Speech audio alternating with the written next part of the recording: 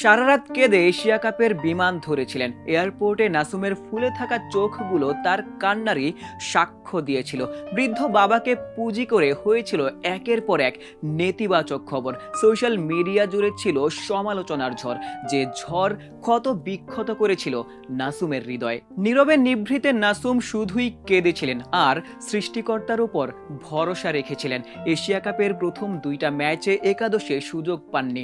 Do or die ম্যাচে আফগানিস্তানের বিপক্ষে মিলেছিল সুযোগ, যে ম্যাচে সৃষ্টিকর্তা নাসুমকে দিয়েছেন দুহাত ভরে। না, আল্লাহ তো একজন আসেনি, তো ওনার শুকরিয়া তো আদায় করতে হবে, তাই আমি হাত উঁচু করে ওনাকে কৃতজ্ঞতা জানাই। সত্যি কথা বলতে আমি সবসময় রেডি থাকি খেলার জন্য, যখনই সুযোগ আসে চেষ্টা করি নিজের সর্বোচ্চটা দেওয়ার, এবং আলহামদুলিল্লাহ অনেক সময় হয় অনেক সময় হয় না, বাট এটার জন্য আল্লাহ তাআলা লাখ লাখ শুকরিয়া আমি যে এইভাবে পারফর্ম করতে পারি। নাসুম বাহাতি অর্থোডক্স স্পিনার, রফিক, রাজ্জাক, সাকিব। একটা সময় বাংলাদেশ দলের একাদশে তিনজন বাহাতি স্পিনার একই সাথে খেলতেন, তবে সাম্প্রতিক সময়ে সুযোগ মেলে না একজনারও।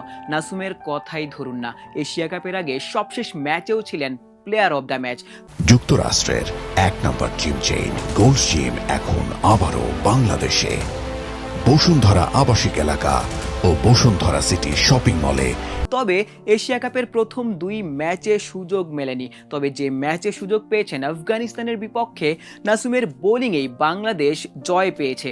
এখন পর্যন্ত এশিয়া কাপের সুপার ফোরের রেসে টিকে রয়েছে।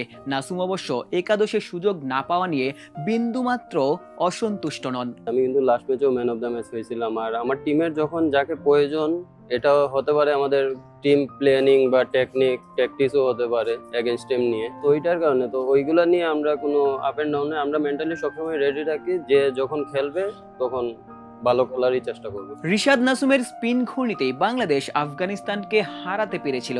যদিও আফগানিস্তান শ্রীলঙ্কা ম্যাচের দিকেই তাকিয়ে থাকতে হচ্ছে বাংলাদেশ দলকে। নাসুম অবশ্য ভাগ্যের উপরই নির্ভর করছেন।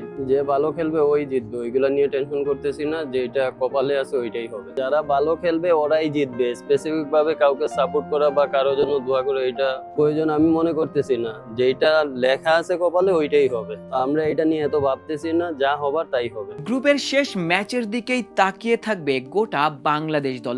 চিরপ্রতিদ্বন্দ্বী লঙ্কানদের জন্যই প্রার্থনায় বসবে গোটা বাংলাদেশ।